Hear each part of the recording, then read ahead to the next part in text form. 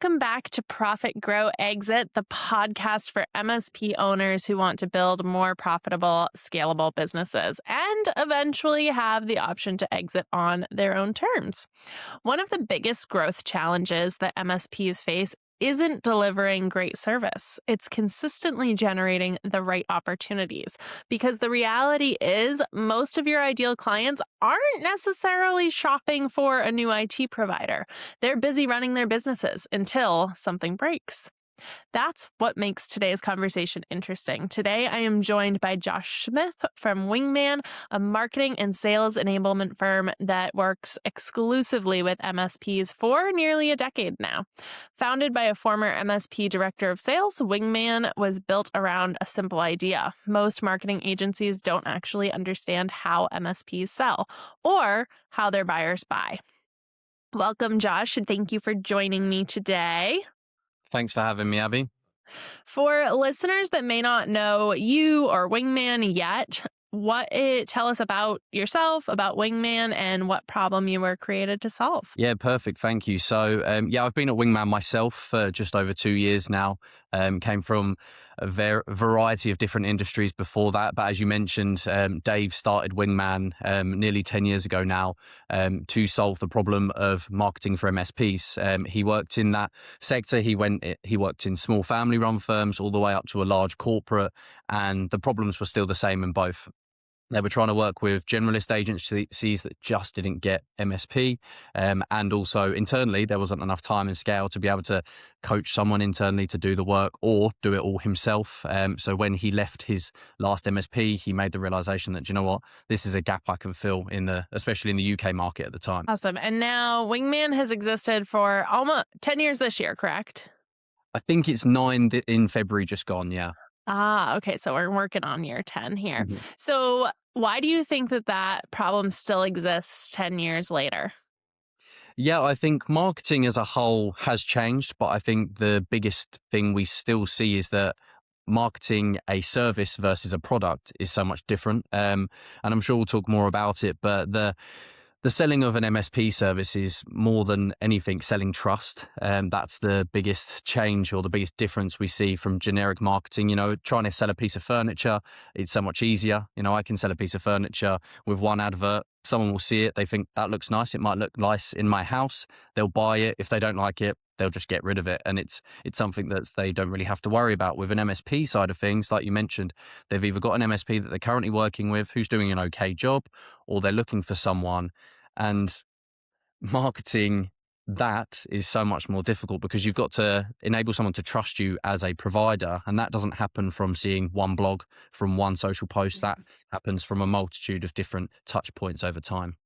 I myself used to have the marketing and sales seat for an MSP. And that was one of the things that we always talked about, was that marketing for an MSP, it's like, you can't ask somebody to marry you on the first date. You have to go through that courting stage with this.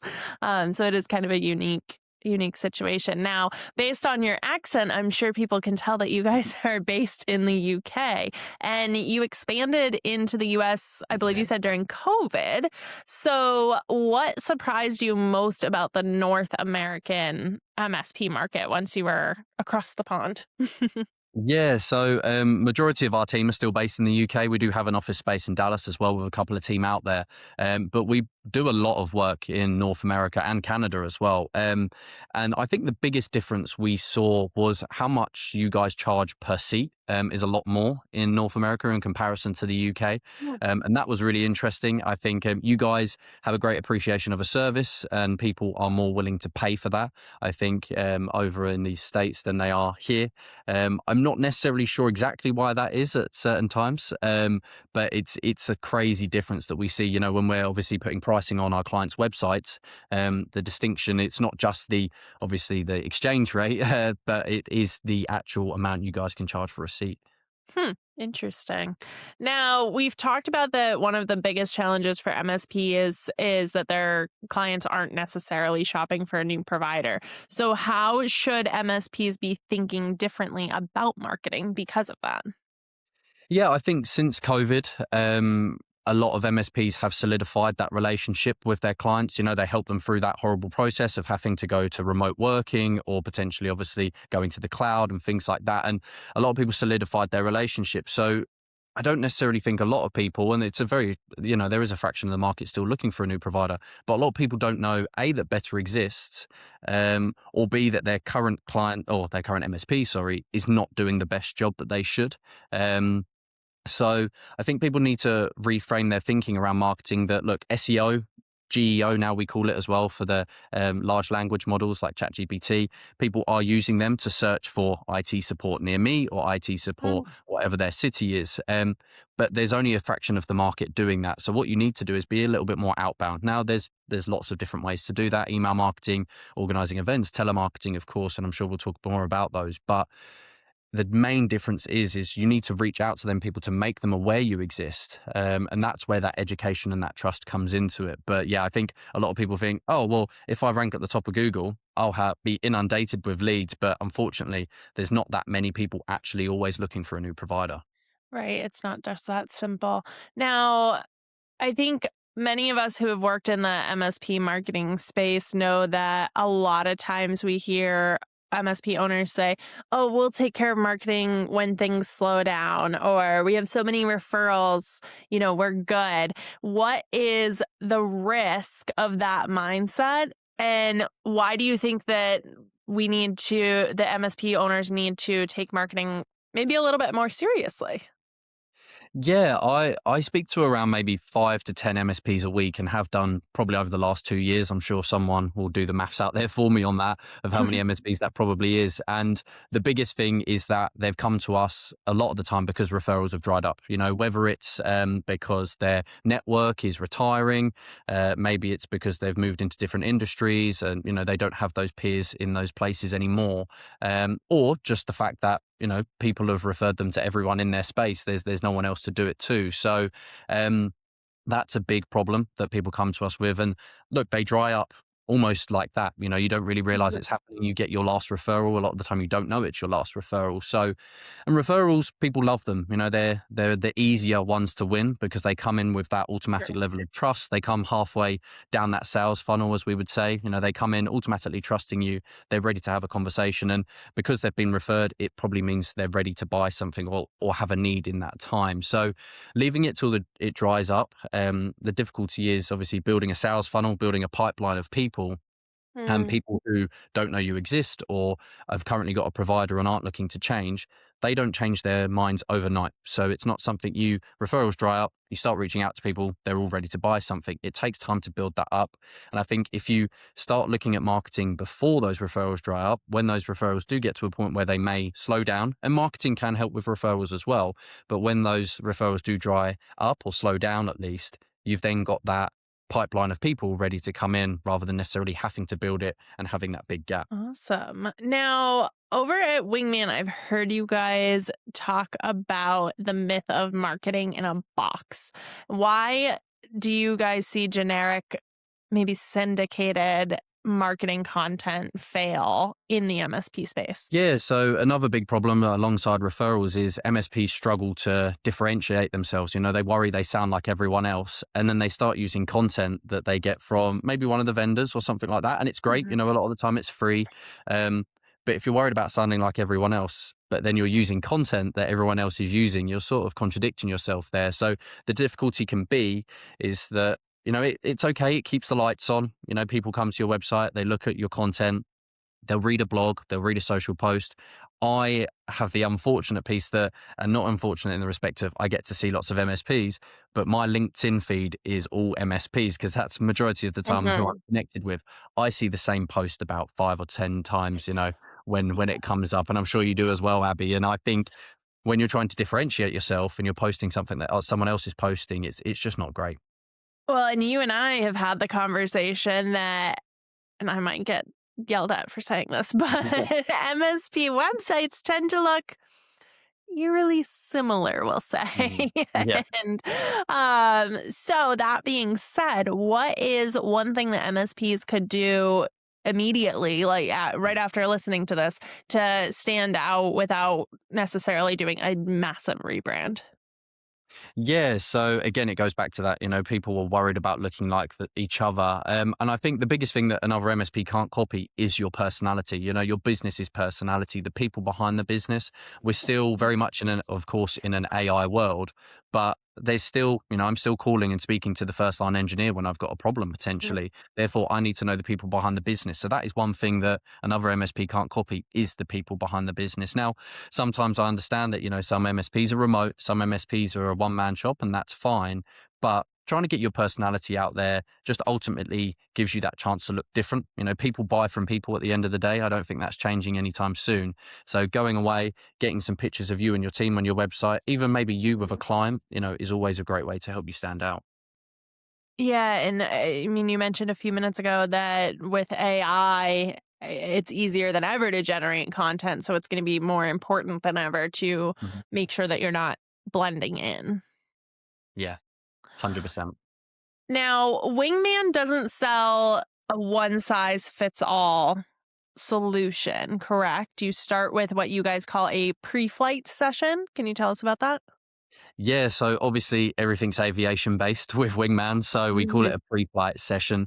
It's usually with myself. It just helps us uncover the business, the people behind the business, the process behind the business. On the outside, again, a lot of MSPs worry that they're the same. I do the same services as the person down the road. How am I going to differentiate myself? And there's so many small bits that a lot of MSPs may not feel are difference makers, but they are. Mhm. So we always dive into that, the background of the business, who you are, what you want to achieve, what you've tried, what you haven't tried, who your target market is. Do you have a niche? Do you know who it is? If you do have a niche, have you actually done that process? And a lot of MSPs are in a different maturity of their marketing, whether they've done something and it's not worked or whether they've done zero marketing at all. So everyone's starting from a different place. It's just how we find where you need to start and how with the business you are, how we can find that success. And so, say an MSP signs up for Wingman services, you guys develop this plan for them. Where does Wingman's role end and the MSP's responsibility begin in that sales and marketing process? So I think it differs with every MSP that we work with in the respect that some MSPs have an internal marketing resource, some have an internal sales resource. It realistically depends where you need us to stop. How far down that sales funnel do you need us to work with you? Do you need us to get to the point where someone's ready for a conversation? We have an opportunity, we have a lead there, as we might call it, and you put them through to the owner of the business or the owner of the MSP who's ready to speak to them. Or is it way further up the funnel where we're grabbing, we're trying to do SEO, we're getting people to come to the website, and then you've got an internal sales resource to then follow up with those people. It realistically depends. We don't have like you said, one size fits all.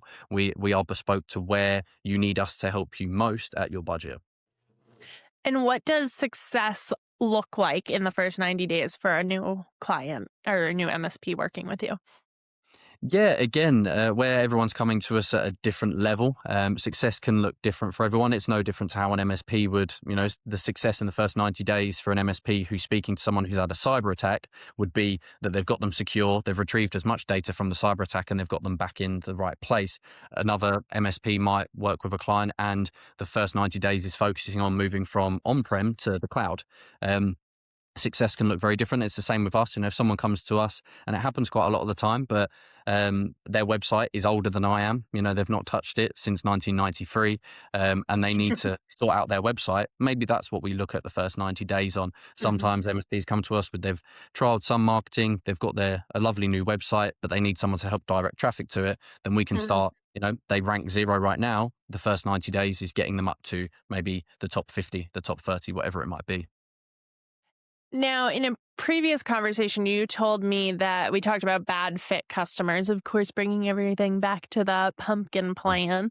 Yeah. But you said that a bad fit customer is somebody who expects overnight results without the accountability. So, for an MSP listening who might need your services, what's the level of commitment that they need internally for marketing to work?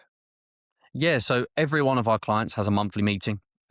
We have account managers. Again, people buy from people. We like that human relationship side of the thing, of the engagement. So we have 4 account managers who look after their clients. They have a pool of clients each. And even down to that minimum of just turning up to that monthly meeting. It's usually an hour just to talk about what's happening from your side, what you're seeing. You're the one that's having the sales conversation at the end of the day as the MSP. Mhm. You're the one that's going to be able to tell us what you're seeing firsthand, as much as we have that industry experience from your business's perspective. What are people saying in your meeting? So Mhm. if everyone's talking to you about cybersecurity, we need to know that so we can focus the content on cybersecurity. Again, it's just that level of commitment of being able to just have that meeting to be able to discuss things and talk about it. And it's always as well that commitment of the promise at the start. So a lot of our clients, as I mentioned, we use lead tracking software on the website. So if someone Mhm. comes to an MSP's website, we can pick up who they are, where they've come from, how long they've been there. If we're giving you that list and you're looking after that from a marketing perspective, you need to always be able to do that. Of course, things change and that's fine. But if you've made that level of accountability yours, you need to keep that up. So it's adhering to those promises that we agree to at the start, I think, is a lot of the time the main thing we need from an MSP. Now, I know with our sales accountability coaching here at Encore, and you and I have had this conversation before, that a big, I'd say, lapse in the sales process for MSPs is that they don't follow up, or they don't follow up enough on leads. What do you think what do you guys see as a common reason that MSPs don't follow up on those leads? Yeah, I think so. So many MSPs get used to those referrals that we spoke about, where they are Mhm. pretty much ready to buy something in that moment. They sign up, they have a conversation, they've got a need because they've been, and that's why they've been referred to you. They pretty much sign up straight away.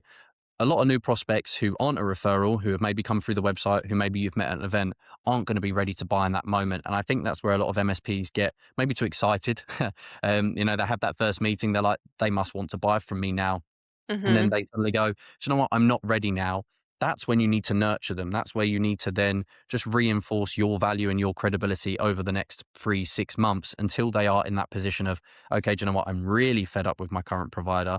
I'm ready to move to you guys. And I think so Mhm. many businesses or MSPs that we speak to just turn off as soon as someone doesn't want to buy something, then that lead is then Like, closed. forget It's lost. about you. Yeah, it's closed, it's lost, I'm on to the next one, when actually it Yeah. might be, let's take a step back and go, okay, well, maybe we start with a project, or maybe we'll keep in touch with you over the next 6 months. We'll invite you to a webinar, we'll invite you Right. to an event, Keep you and at the then you front can of mind. cultivate it. Yeah. Exactly. So if an MSP owner is listening right now and maybe they're not ready to jump 2 feet into marketing, what could they fix first, or what could they work on first? Yeah, I think it's sometimes just taking a step back, and really reevaluating what you've tried, what you haven't tried, looking at your clients as well. So many MSPs we speak to have, they'll say, oh, our sweet spot is 25 to 50 people. And then actually, when we do some internal work with them, we review their current clients, we review the clients they like working with, they are most profitable. We'll look at that list, and then suddenly it's actually the average client's maybe bigger than that, or it's smaller than that. And that's actually what the market is asking for. There is a market of people out there who are looking for that service at that level. So sometimes it's just taking a step back and reevaluating things internally. And also, as well, the biggest one is upsell to current clients. Sometimes there's that huge focus on new logos, new logos, new logos. Mhm. Sometimes, and this is probably, I'm not selling Wingman in that respect, but sometimes you've got to look at your current clients and say, who's probably not on the right service? Who do we need to reevaluate Yeah. first? And that's sometimes where you can start and then look at your marketing long term. Yeah, sometimes there's some low-hanging fruit, if you will, within your Definitely. current client base. Now, I just yesterday, actually, I read an article that said cold calling isn't dead. It's making a comeback in the Mhm. world of AI generated content landing in everyone's email multiple times a day. And I know cold calling is a big part of Wingman's strategy. And your team is largely UK based. What have you guys learned about trust, tone, and connection when selling across cultures and countries? Yeah, so look, we've been around for 9 years now. The telemarketing or cold calling piece has changed a lot. Mm, I think especially from an MSP's point of view, a lot of people aren't going to book an appointment off the back of one call, because they don't necessarily know anything about you. Sometimes the best telemarketing is done via an intent follow-up. And we preach that all the time at Wingman, and it's an intent follow-up. So like I mentioned, we have lead tracking software on pretty much every client's website. Now, someone comes to your website, they might not necessarily always book in a meeting. There's loads of reasons for that. I use this at Wingman as well. When an MSP comes on our website, I will always follow up with them. And that is a cold call that I make and say, hey, look, I'm looking to speak to the person who's in charge of marketing. Or if I do a little bit more research, I can do some maths on who might be the right person to speak to and ask for them. And it's just following up when someone's shown that intent. It's not necessarily just a cold call. It's not, oh, do you want to book an appointment straight away? It's just following up on, hey, you've been on the website. Is there anything else I can help you with? You connect with them on LinkedIn. And it's, again, those multi-touch points that we talk about, not just one cold call, you book an appointment, they buy something. That's just, I think that may be lost in the world now, specifically with MSPs. I think cold calling has its place when it's done in unison with other activities. Yeah. Now, we talked a little bit about peer groups, which is what we primarily do over here at Encore. And you had Yeah. said that they work differently in the UK versus the US. Why do you think that MSPs in the US are more into that collaboration, benchmarking, that kind of thing that we work on in the peer groups? Yeah, so I think the geography more than anything else, from my point of view. Of course, in the US, if you're in the same peer group, you could have someone who's based in LA and someone in New York. Now, they are Mhm. never ever going to probably fight for the Run same into piece the, of yeah. business. Someone at the top of the UK, Manchester, and then down to London, they might be fighting for something in Birmingham, and that's actually probably reachable for both of them. So there's more chance of competition, I think, in the UK, and that's where peer Mhm. groups, and look, peer groups definitely aren't dead in the UK. There's still a lot of people, and the MSP space is crazy different to a lot of industries I've worked in. Um, but I think there's definitely a place for peer groups. It's just the case of the geography probably makes it that little bit harder to maybe, I don't know, relinquish some of that good effort that you're doing internally with someone that's a little bit closer than maybe they would be in the US. That's what we've seen too as we're expanding into the UK and Europe.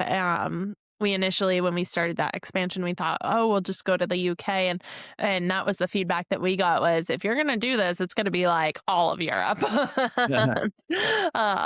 So that's, yeah, it's an interesting. I don't think necessarily people in the US always think about the distance as well. Like, we have so much space here. From your perspective, how much does isolation hurt MSP owners, and how does community change decision making for them? Yeah, I think isolation hurts more than anything else because of benchmarks. You don't know what good looks like if you aren't comparing yourself to other MSPs. How do you know that one new piece of business a month is good or bad?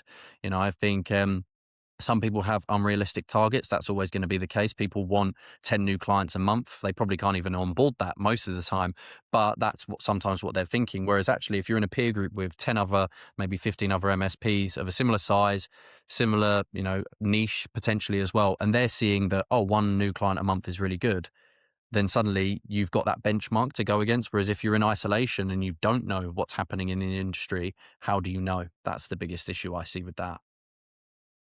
Now, coming into the because you didn't have a prior MSP experience when you joined Wingman, correct? No, I did not know. Okay, so coming into the MSP space without that prior experience knowledge, what surprised you most about this industry? Yeah, it might contradict what I said about the UK a moment ago, but it's definitely that piece of coming together, the collaboration of people in peer Yeah. groups that we mentioned, forums, whatever it might be, the tech tribe being one. I see the forum, everyone's just talking to each other and giving each other advice and things like that. In my previous roles, there has never been collaboration between competitors, if you will, like that. If you mentioned a competitor's name in the office, you'd probably get told off. Whereas in this space, MSPs, they're meeting in peer groups, they're talking, they're collaborating, they're less in competition, it feels like, with each other a lot of the time, and they give each other those benchmarks as we spoke about. So yeah, it's very, very different in that respect. But I love that place in the industry. I love the way that people collaborate.